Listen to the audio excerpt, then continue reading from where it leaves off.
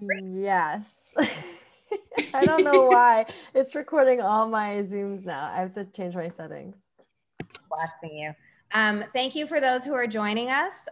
We are so glad to have you. We're going to take one more minute to give folks time to join us at 9 a.m. on this Thursday, and then we'll go ahead and get started. So mute yourself. That would be fantastic. I'll ask that everyone stay muted throughout the duration.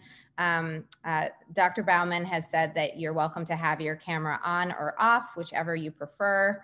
We will be making use of the chat feature. So please pop any questions you have into the chat box, and we'll have time for discussion with Dr. Baumann.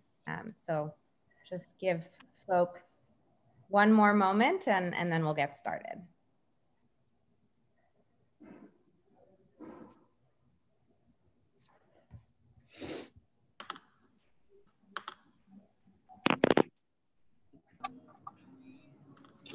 New towels for our bed. Sure. Good morning, everyone. Thank you for joining us. I'm going to ask everyone to please mute themselves. We'll go ahead. No, I just want to see what the talk's about. Let me try to mute folks. 1 second. Are we good, Becca? Yeah. All right, let's go ahead and get started. So thank you all for joining us. My name is Renad Baitis. We are so pleased to be hosting this seminar. This is a joint effort of the Penn Center for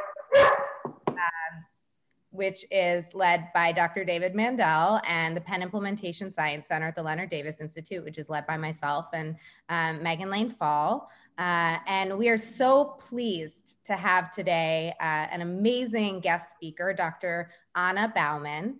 I've known Anna for quite some time. She's a great colleague and friend, and she's been doing cutting edge work at the intersection of health equity and implementation science, which is a key focus. And so we're just so thrilled that she's here today. She's in such high demand. So we're very lucky to have her, and I've peeked at her slides and they are amazing.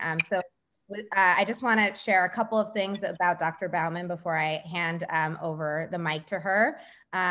She'll tell you about her research agenda, so I won't talk about that, but I just want to note her thought leadership and implementation science. She's co-director of the Dissemination and Implementation Research Core at Washington University in St. Louis. And she's played a number of leadership roles in different training initiatives for implementation science. So we are just so lucky and grateful to have you. So a huge round of applause and welcome to Dr. Baumann. And I'm going to turn it over to her now. And again, please do use the chat function. Please stay muted. Dr. Baumann, the floor is yours.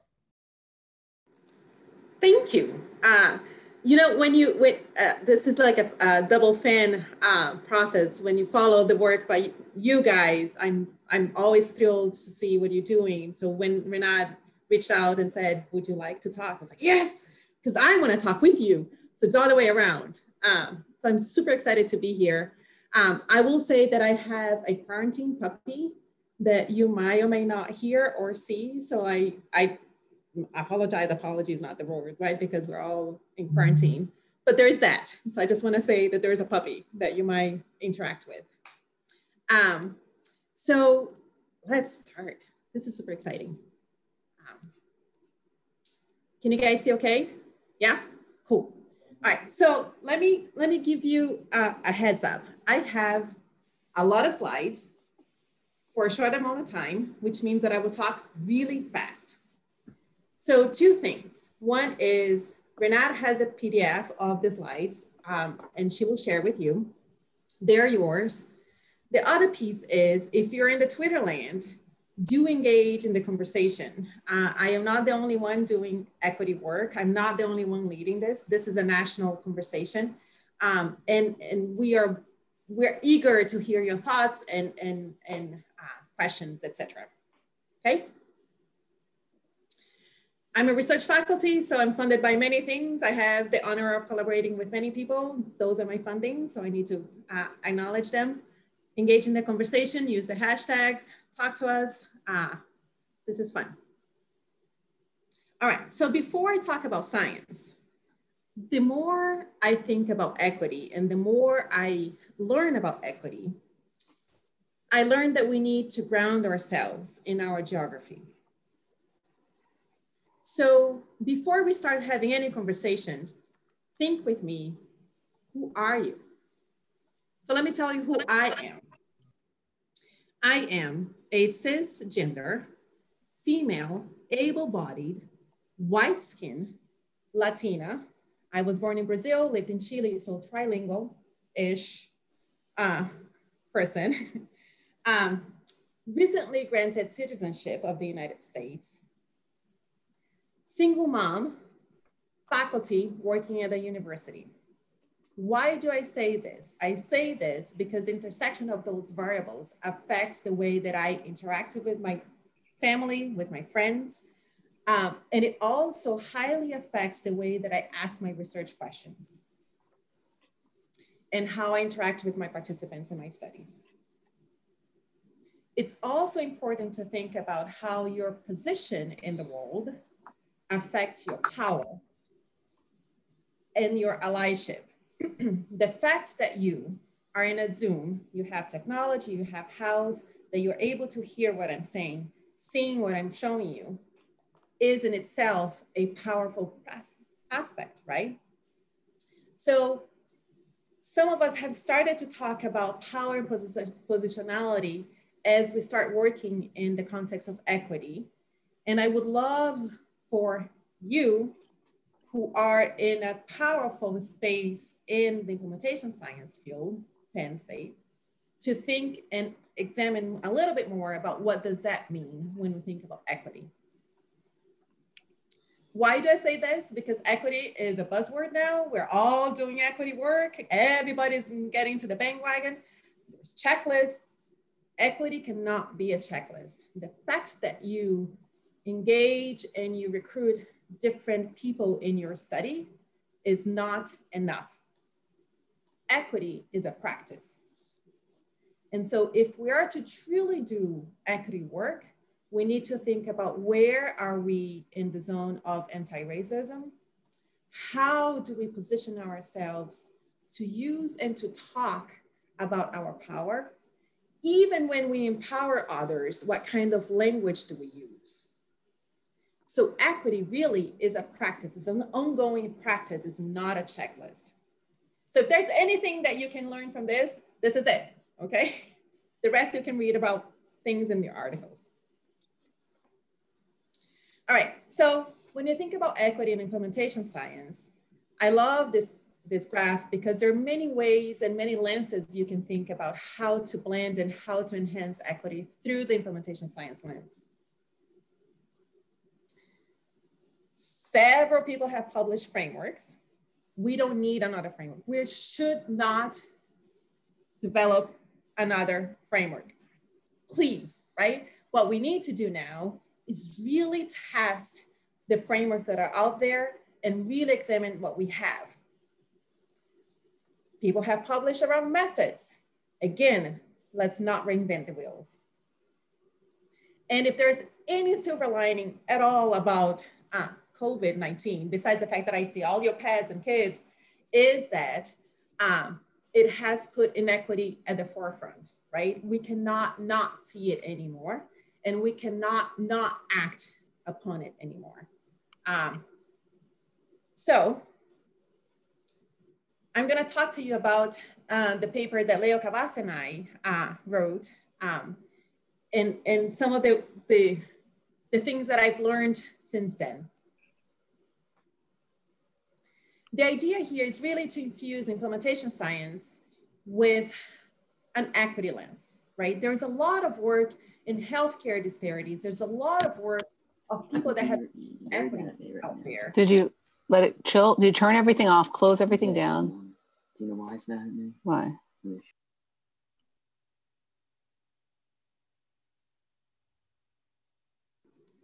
Yeah? Okay, it's all good. Hold on, because now I cannot move. There you go. All right, so which makes a lot of sense. So if you think about equity and healthcare system, think with me.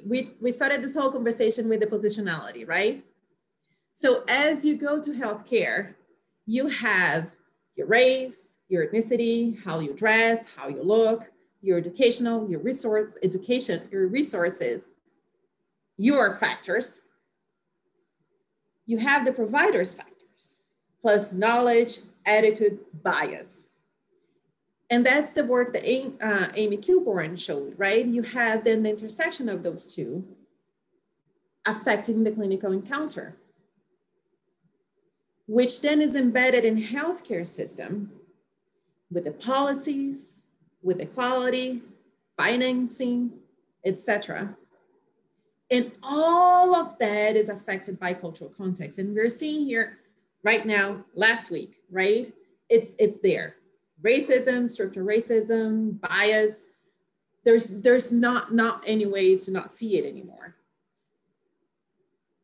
The other piece that a couple of us have been starting to talk about is we have, as I said, we have different fields with often similar goals. So there's a lot of work from the cultural adaptation field that was born really to adapt evidence-based interventions for minority population. So there's a lot of frameworks there. There's a lot of work in terms of methodology on how to adapt evidence-based interventions that were developed for one population, for minority populations.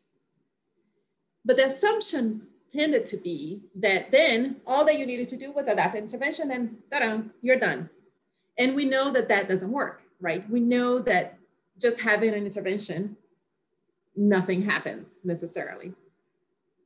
Then you have the field of healthcare disparities, which did a lot of work in detecting, in examining healthcare disparities. But then again, just the fact that now you have an intervention to address healthcare disparities, we know from the field of implementation science, is not enough. And then we have us, implementation scientists, who, by the definition of implementation science, right, implement evidence-based care, evidence-based interventions in usual care. That's it. The problem with that definition is that now we know one size not only does not fit all, but depending on how you implement, if you're blind to the context, you might actually increase disparities in healthcare. So let's, before we do anything in terms of equity, let's sit down and let's think about what assumptions that we have in our definitions, in our methodologies, in our outcomes, so then we can really think about how to address healthcare disparities. So as I mentioned, we have a lot of literature out there, a lot of things in terms of trying to improve quality and outcomes of services, trying to make treatments generalizable. What we need to do now as implementation scientists is really to learn from the other fields and decrease that gap in multiple fields that are doing great work. That's the goal of the paper with Leo and I. So when we talk about equity, we need to also think about the difference between equality and equity. Why do I say that?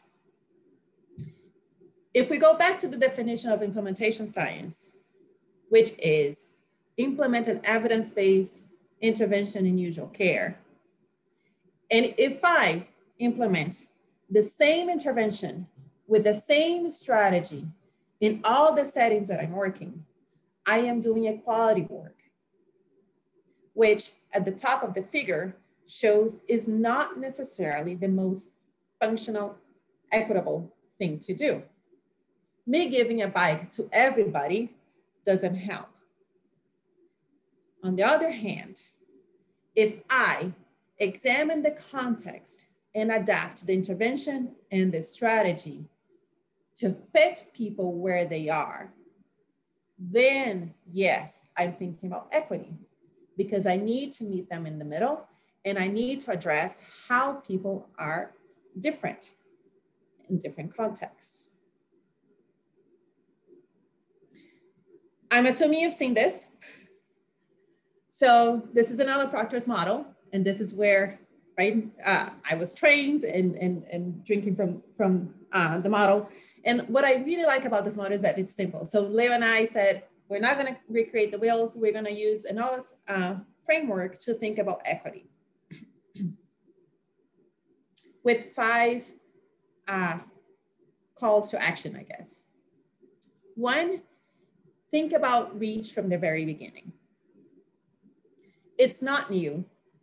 This is data, sorry, from clinical trials in mental health disorders. We know that there is an underrepresentation of Hispanics. There is an underrepresentation in many trials, including, not surprising, unfortunately, COVID trials. If you don't bring people to your clinical trials, you're developing interventions that are by definition not fit for everybody. So the argument here is to focus on reach from the very beginning. And by reach is thinking clearly where you're hosting your trials. People that are historically vulnerable are not coming to our healthcare systems. So we need to be more careful about thinking where are we hosting our implementation science trials? Barbershops, libraries, churches. Who are we engaging? And why are people not coming to our trials? There is a lot of literature in terms of how to engage vulnerable, historically undeserved population, using peer specialists, developing trust, developing safety, examining access. And the piece that we need to really think about is when we talk about reach, it's not just going there and bringing them to our trials, but it's really how are we engaging and how are we listening to the voices that we need to listen to. Design and select interventions with implementation in mind. Once you engage participants in your trial, is also thinking about what does that mean? What kind of interventions are we developing? You guys know about the work from Aaron Lyon in user-centered design. Leo Cavassa has published around collaborative intervention planning framework. You are doing labs, fantastic work. The idea here is if I have the best intervention that is being developed, but if I put it in a low resource setting, it's not gonna fly. So what's the point of developing an intervention that is fantastic, that reaches the outcome, but is just costly and not flexible? So when you develop the intervention, think about how this intervention can be flexible enough, cost effective, so it can actually be implemented in low resource settings. Implement what works, and develop strategies to help reduce inequities in healthcare. We still have a lot of work to do, but there are some interventions showing that we can decrease healthcare disparities. Not surprisingly, some of those interventions are actually addressing social determinants of health instead of the proximal outcome. So then the next question is, how can we develop strategies to implement those interventions? Now, you guys are in Penn, you've been exposed to implementation science, you have the ERIC checklist, right? We have tons of checklists and we have buckets of things to do. You're using behavior economics to help with the strategies. What we haven't really talked in implementation science are strategies to build trust, collaboration, partnership.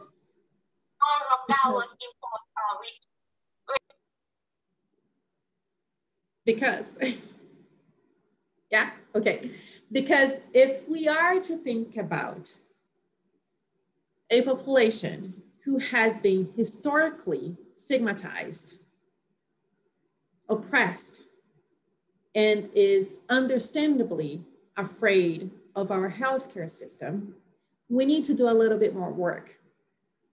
Audit and feedback is not going to be enough, right? And so we need to think about how can we really actively address bias, racism, prejudice, and how can we build the systems of trust so then we can engage and build an equitable healthcare delivery. If you know my work, you know about adaptation. That's my love. So I'm just gonna say it, adaptation happens, right? It's not good, it's not bad. You've heard me talking about this. You don't brush your teeth the same way that I brush my teeth every single day. It's life. The problem is not the value added to adaptation. The problem is if we are to truly engage historically vulnerable population, we need to adapt our interventions and our strategies. And this is meta-analysis. We've shown that this is important, right? For some reason that slide is all the way up. So we've developed decision frameworks. There's a whole field in cultural adaptations. We've developed methods. There's a lot of methods that we need to still develop on how to track adaptations. When is the best time to track adaptations?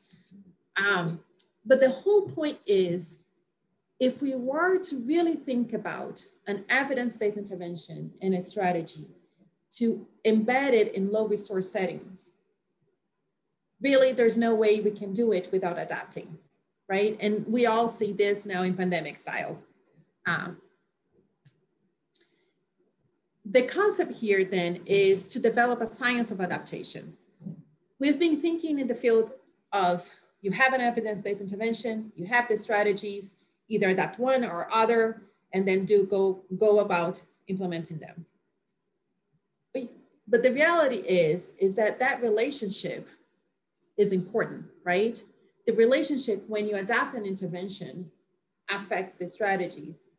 And when you adapt the strategy, it affects the intervention. So how can we build a science of adaptation, the adaptome that David Chambers and Reed Norton talk about, so we can really know what is the best way to address equities in different settings. So the vision that we have, say, for example, is to have the same intervention being adapted in different healthcare systems for different populations, and tracking how we're doing this so we can know what is the minimum of the minimum that we need for the intervention, the strategies to enhance the fit for different people. I don't know how I'm doing with time. And then use an equity lens for implementation outcomes. So the same intervention, the same strategy, this is the thing that I've been talking, right? Depending on where you're doing it and implementing it can actually be the title of our paper, a Trojan horse. So that paper on the top is an example that we talked about in a parent intervention in the PMTO, which now is called Generation PMTO, fully implemented in Iceland, in Norway, in several states here in the United States. Fantastic. But when we took it to Mexico, when we took it to Puerto Rico, it didn't work because intervention was too expensive and it was a Trojan horse. So we had to really take 5 steps behind and think about how to adapt, how to think about an equity lens to implement those interventions in low resource settings. So if we were to think about those terms, is to put equity at the forefront and think about how cost for one organization could be feasible for that intervention, but it could be very problematic for a second organization. Ditto for fidelity, ditto for acceptability. So how can we think about equitable outcomes as we measure implementation outcomes? There are perhaps different considerations when we think about global inequities in healthcare delivery, because there is a problem, there's a potential problems of issue scientific integrity, of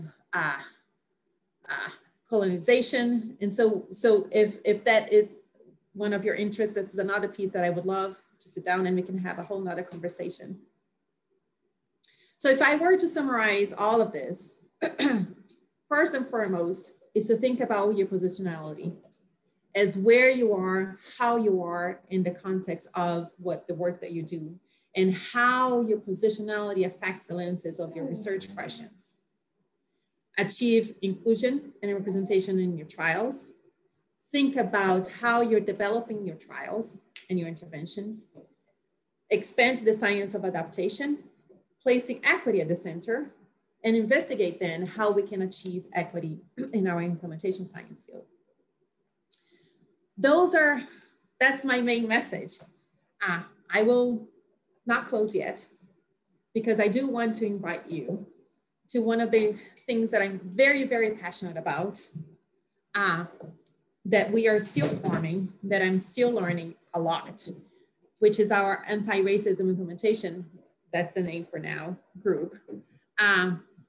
It's a group of 5 of us who are trying to really think about how we can support in the field of implementation science to really tackle anti-racism in the context of Black scholarship.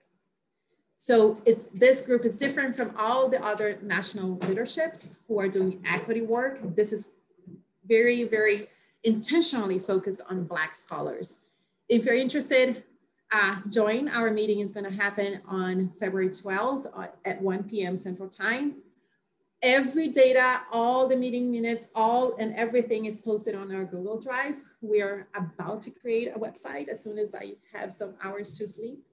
I'm also happy to talk about this group. And that's it for me.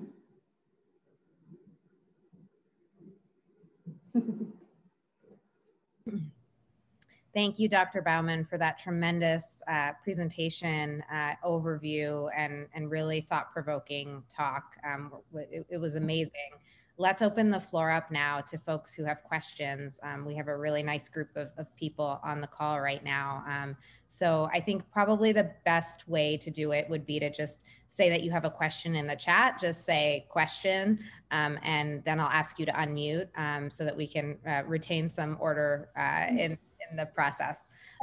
So Andrew Medina Marino, would you like to ask your question?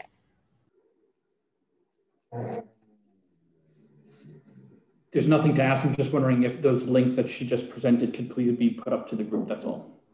Yes. I am trying to find my, for some reason, see the dog? I told you, there's a dog. I apologize for the dog. Here, I will give you, this is the link for the Google Drive, which is starting to be actually pretty big, even for me, because we've done a lot of work. And this is the Zoom for you to register if you're interested in joining our meeting. And I will be sharing the PDF because Dr. Baumann has generously agreed to let us have that. So it will also be in there. I'll send that out after this talk. David Mandel.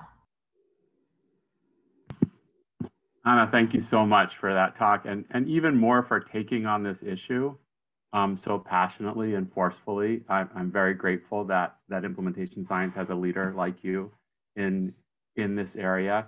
One of the things I think that's evident from the talk, from your points and also from discussions we've had, is the potential arrogance of scientists in general in thinking we know all there is to know.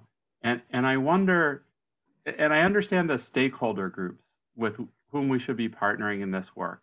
I'm wondering about other scientific disciplines with whom we should be partnering. That implementation scientists often are most successful when we partner with other scientists, and I'm wondering, I'm thinking that this might not be any different. Yeah, so I will answer it with a bunch of brainstorming, if that's okay. Because this is something that I am struggling personally, even in the writing that I am studying to do as my next work. So the NEKC Foundation is sponsoring a special issue that's coming up, hopefully by the end of the spring. So be praying for that. And they partner researchers with, that was the deal for authorship, is researchers with practitioners and with the community partners. And I am collaborating with Denise Long, who, if you've attended our anti-racism conversations, she is very passionate about the work that she does. And she has been very vocal exactly about this. It's like, it's not implementation scientists are using jargons. So CIFR is one of CIFR is one of the examples. What about Bronfer-Brenner? And it's true. We just are recreating the wills and jargons, and this is not just me, right? CERC community have been talking about, and we're just distancing ourselves from people on the ground. So I would say it's not just us engaging with other scientists, but us really engaging with the practitioners and the community advocates who have been doing this work for years, and listening to their language, because their language is saying perhaps even more powerful than our language, and bringing them to our field and us going to their field, right? So her, and I'm channeling her, but I see this in other papers, is that community advocates have been doing this work for years, but just as community advocates. And so we need to sit down really and just listen. I think that's all that we need to do right now, if we are to really decrease the quality gap as we claim we should do. And it's hard. Go ahead, Morgan. Thank you for a terrific presentation. So I'm curious to hear your thoughts. So when I think about collaborating with stakeholders, I often think about how there are, I have a cat, sorry, different types of stakeholders that have different levels of power. So you have providers, you have patients who arguably have the least amount of power, and then there's different power within the patient group, and like payers and policymakers. I mean, those are stakeholders too. And I'm beginning to learn about implementation science, but a concern I've had is that it seems like there's a lot of partnership with providers, and I'm just wondering what your thoughts are on like thinking through who should be prioritized based off of their power, and like how to align incentives, because patients can't really give you anything. Like providers can give you access to like their hospital and data, and so there's sort of an exchange there, but patients can't really. Mm-hmm. But patients can give you the best, the most important information, right? We just submitted a grant, a PCORI grant, and PCORI has this very clear call for patient stakeholders, right? And I don't know if Megan is here, but she was part of the submission. A couple of things that I've learned from that submission. So first, the grant was written in Google Drive. I've never seen a grant written in Google Drive. It usually is the PI holding and then sharing things and then right track changes. The grant was written in Google Drive. All of us had access to it, including especially the patients. And so in any given moment, I would go there and I would see patient A just editing. The amount of learning that we created out of this group was impressive. The PIs did explicit meetings with each one of us. So we had a weekly meeting for the entire group, and then they would have sub-meetings with the patients, sub-meetings with the providers, sub-meetings with, say, us implementation scientists. And then they would come and have us, all work on the grant. The sole fact that the grant, the sole fact that the grant was on Google Drive and that the patients were able to edit, I think shows the way that we can be creative and use technology right now to enhance those voices, right? So I will go back to the positionality and how we use our power to really sit down and listen. We can do this. It's a matter of actively thinking, creatively thinking. And Morgan, I don't know if I answered your question. Yeah, it's helpful. Okay. Thank you. Yeah. Adina? Hi. So I was on a call recently with David Ash. Renad was there, and he said something that sort of has been stewing in my mind for a while around, he does a lot of work around behavioral economics and nudges, and how you know, in order to achieve equity, in some ways, you lose a bit of voluntariness, right? A nudge might take away voluntariness, but, you know, it might achieve the equity. And I've been thinking a lot about that, especially in terms of like power, right? Like voluntariness, especially in research, but in any setting, is so critical to be able to, you know, assert your own power, assert your power to say yes, to say no to an intervention, to a nudge. And so I'd love to hear your thoughts about sort of how to achieve equity without losing that sort of autonomy or that voluntariness. And can they be copacetic together, or do you have to sacrifice one in order to achieve the other? That is a good question. I don't know. Let me give you my first reaction, and then I would love to think about it and come back to this question, if that's okay. My first reaction is voluntariness hasn't given us anything, hasn't only given us bias and prejudice, right? We are where we are because we let people just behave the way that they're behaving. And so perhaps it's okay to just not, I don't know the context of that conversation, right? So it's also really hard to understand what nudge might have been in that context and what voluntariness could be. But if I'm thinking, for example, the work that we're doing in sickle cell in the emergency department, do you guys know, I didn't know about sickle cell. So let me just frame in case, because I learned 2 years ago. So sickle cell, it's a blood disease, a genetic disease, right? Predominantly with African Americans. Lots of pain. And the only way you can address the pain episode is through opioids.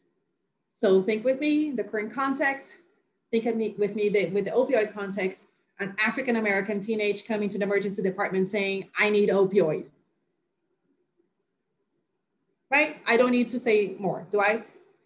So, and the more pain that they are, lots of things happen in their brain and it's a mess. And so in that context, I would be not only okay, I would be more than okay with nudge and which is what we're doing with nudge and closing the system so people don't give room to their voluntarily bias.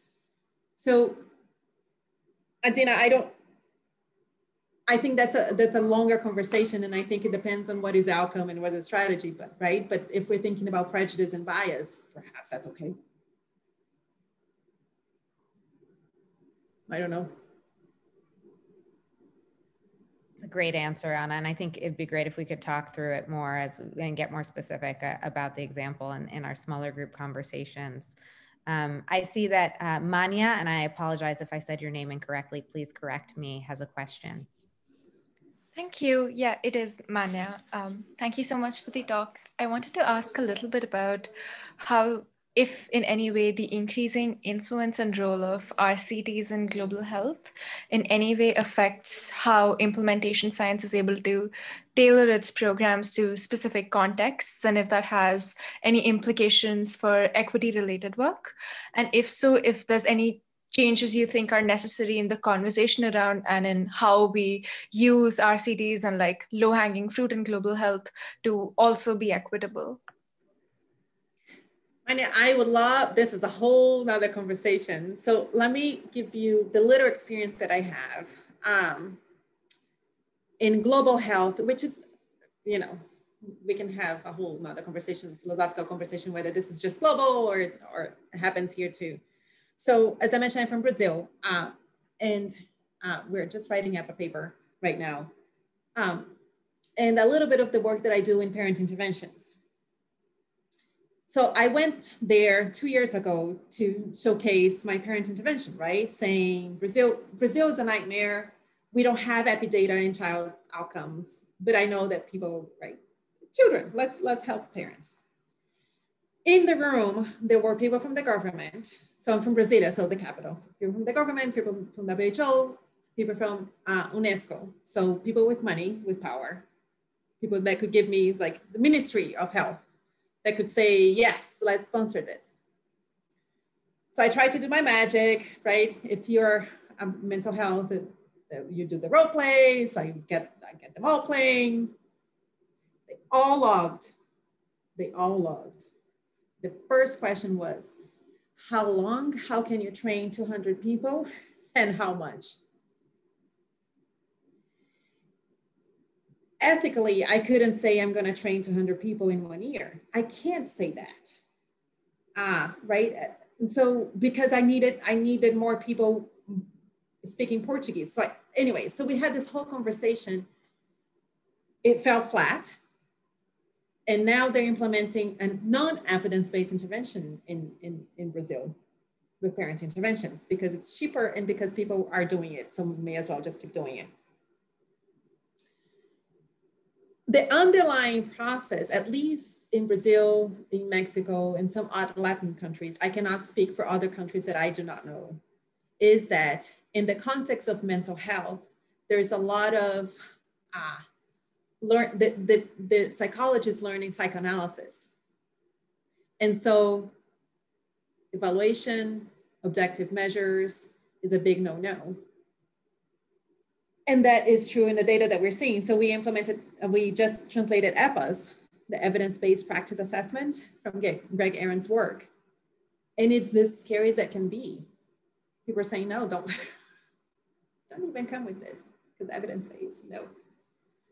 So that's a long way of saying RCTs are hard to advocate because people are not, evaluation is hard to advocate because the philosophical, right, training is not there. So we have to do a little bit more work in terms of even methodology training to think about how we can evaluate. So then we can do the RCT. So then we can do some sort of implementation. And I don't know how to accelerate the process. So if you have any ideas, any questions, any suggestions, I would actually love to learn from you because this is where we are. It's a story in Mexico, it's a story in Puerto Rico, it's a story in Brazil. In the context of mental health. In health, we're seeing other challenges, which is a challenge of access to training and access to resources, right? So how can you measure hypertension if you don't have the things to measure hypertension? It's like, how can you implement a guideline on hypertension care if you don't have the resources to do so? So the conversation's a little bit different in that way. Did I answer your question, Lenya? Yes, thank you. I did expect that the change would be the other way around. So it's really interesting that that hasn't been what you've observed. I'm just learning, right? So that doesn't mean that my answer is the answer. But yeah, that has been the challenge that we are having.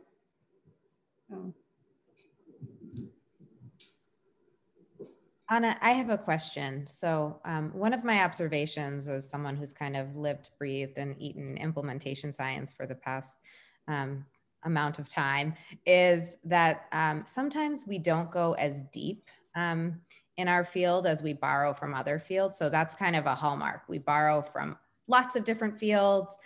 We bring it all together, but sometimes we don't go as deep. And one of the things I'm a little bit worried about is that this will be like a focus right now and then kind of pass because it's a focal point right now and all the circumstances that are going on around us. And one reason may be because people aren't able to go deep enough. And I know that you and your colleagues have recently disseminated a survey about training needs for implementation scientists in health equity. And I'm curious about your thoughts on how we can ensure, A, that folks know how to do this in a meaningful way so that we go deep enough and so that it's not kind of a passing thing. That is my worry, Rena. I am actually, and I've verbalized this in different settings, I am in panic that this is like a buzzword because I am worried that now everybody's gonna do it and it's gonna do it wrong and it's gonna do it and actually cause harm. And I say that from the conversations that we're having with our stakeholders on anti-racism, right? Depending on how you do things, you can actually make things really worse. I don't know. And here's why. I don't know what training D&I means. I don't know what an implementation scientist is.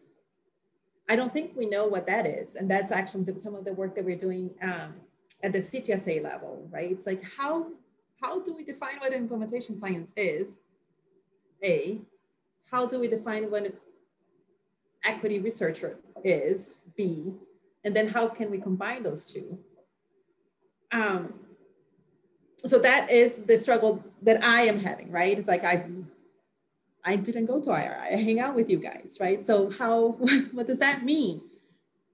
The other piece is, and I appreciate your comment about we don't go deep. Let's talk about context. So, right, so in all this framework, context is at the back end. CIFR, we have the outer context and we barely have measures, right? The CIRC instrument projects showed us. And we've been doing this, like, let's implement evidence-based intervention, let's have these strategies. And then there's something called context.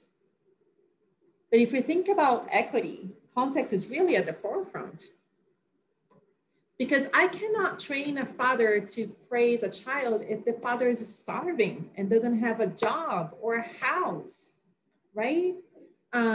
So I don't know, and I can send to you, Renat, later. Next week, we're gonna have a panel on equity hosted by UNC. And one of the speakers is Ruben Parra Cardona, who is doing work in the basement of the church with Latino families who might or may not be documented. And before any of the sessions, they talk about immigration papers and they talk about what happens if they're deported.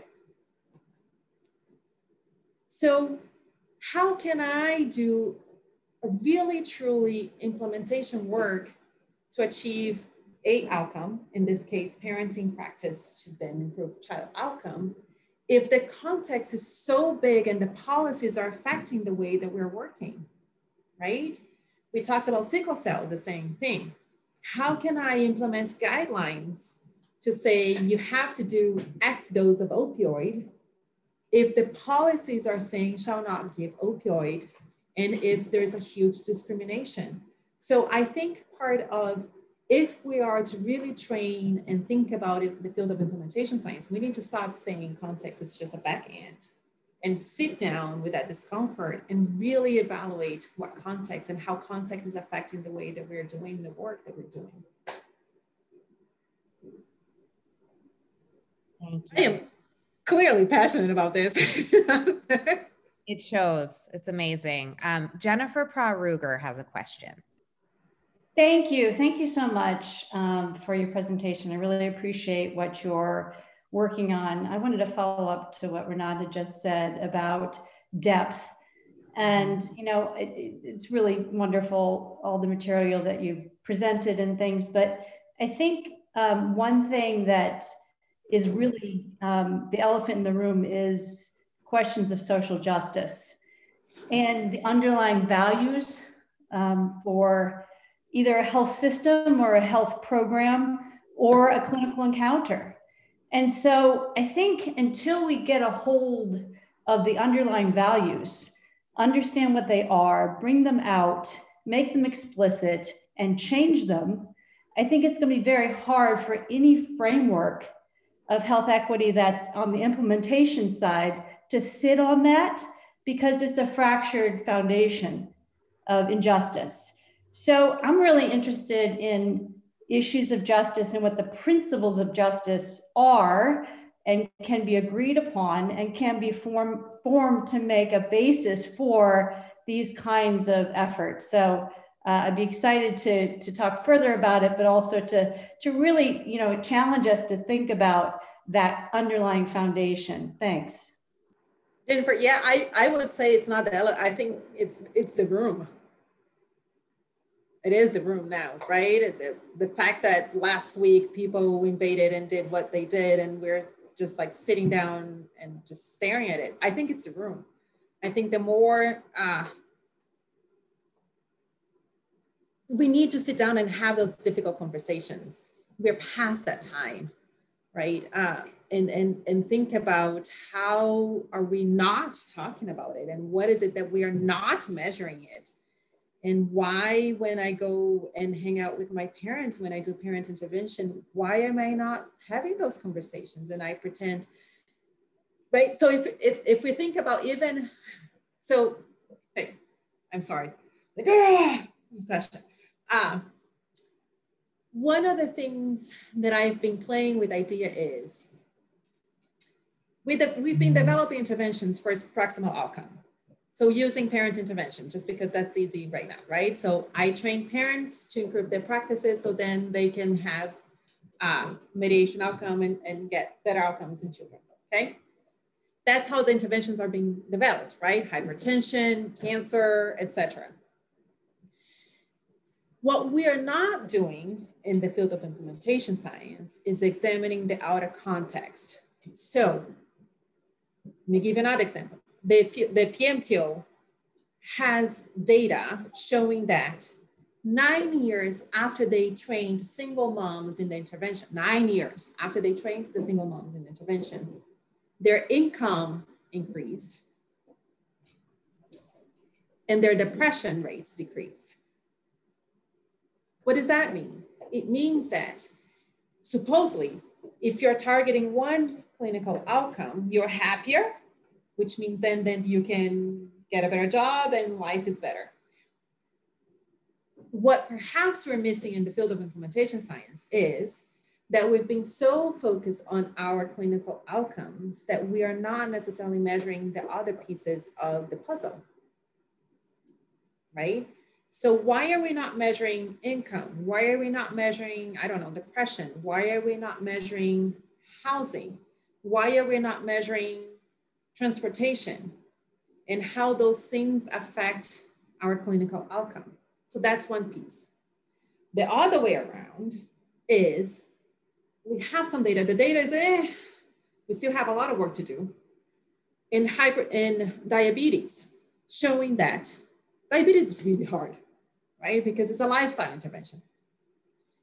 That if we provide housing, or if we give childcare to moms then can exercise, which then affect body weight, which then affects.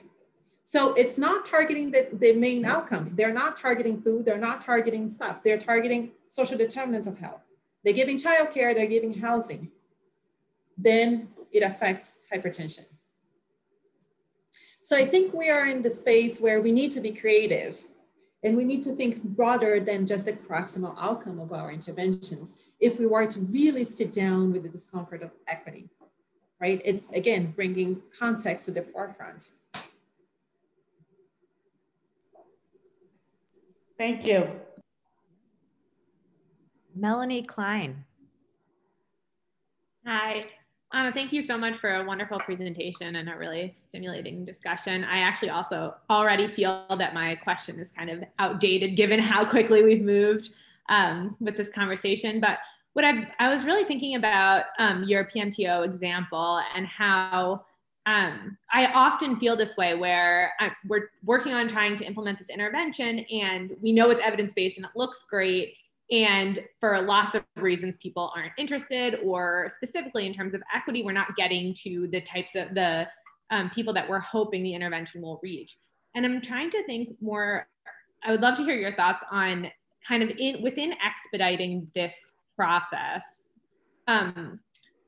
What would be the pitfalls maybe of kind of flipping it upside down? So saying to Brazil, like, you implement the parent intervention that you think is best, and then call me and then I'll just work on that intervention. We'll talk about like if it's effective, if not, how can we make it do the thing, have the outcomes that we are hoping it can have without changing the core model that you already find that you like, that implement, that works for you.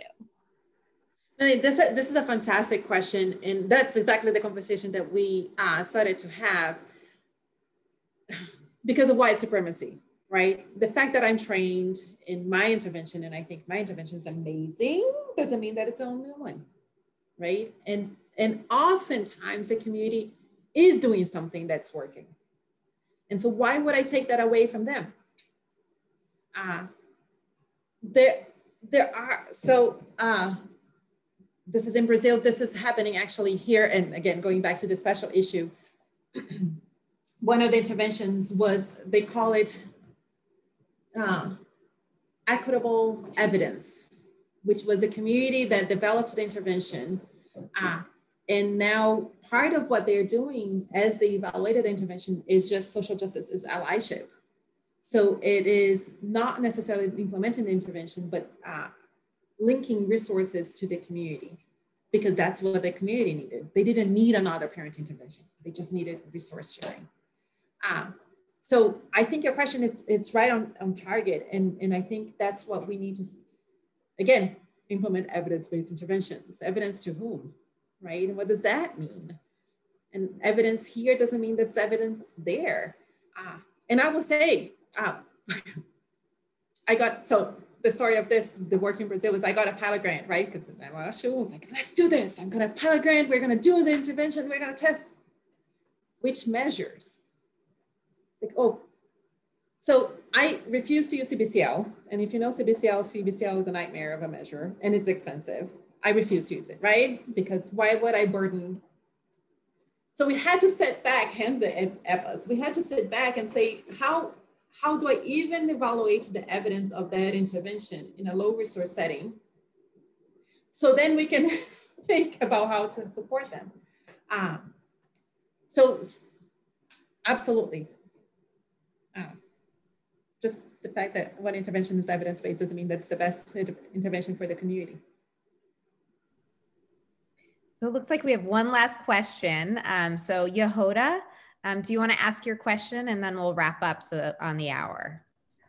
Yeah, thank you. So I feel like my question has been partly answered by some of the conversation, but just briefly, thank you so much for your presentation. It's just really enlightening. And I think one of the challenges I'm struggling with is the lack of standardization of frameworks to assess equity and implementation science. And I've been to a few lectures now where it seems to sort of boil down to expert opinion of people in power and implementation science space. And for me, I think someone who is relatively new to implementation science, who does global health in different contexts, one of the strengths that I really like about implementation science is to be able to use frameworks to allow reproducibility and interpretation of data across different contexts. And so I have heard often that we don't need new frameworks, but I'm wondering what your thoughts are on the addition of like specific new implementation outcomes that assess equity and racism explicitly, so that researchers aren't adding on their interpretation of this onto like old and existing frameworks. Yehuda, yes. Can I just say Dito? So let me, yes, I know that I said we don't need more frameworks. And the frameworks that we have right now don't fit equity work. So how do we do this? I don't know. I really don't know. So we're writing a paper. We use CIFR to measure one of the pilot data, and CIFR doesn't have racism. CIFR doesn't have discrimination. CIFR doesn't have anything that explicitly social determinants of health, right? So we're proposing how to blend those things. I think when we say we don't need another framework, is more in the context of, let's not build things from scratch, but rather use things that we know somewhat work and think about how we can merge those two fields. Having said that, global aspect's a whole nother bucket, right? The frameworks that we have don't fit to global settings either. I don't know what organization, inner setting, outer setting, how that ends in global setting, if we're doing in church or if we're doing in a travel setting.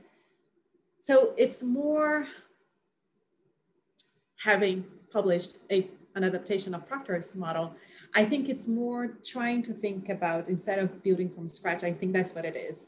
Think about how we can say, if you're using CIFR, I'm just putting CIFR. If you're using CIFR, how you can build the construct and make it more explicit to enhance equity flavor.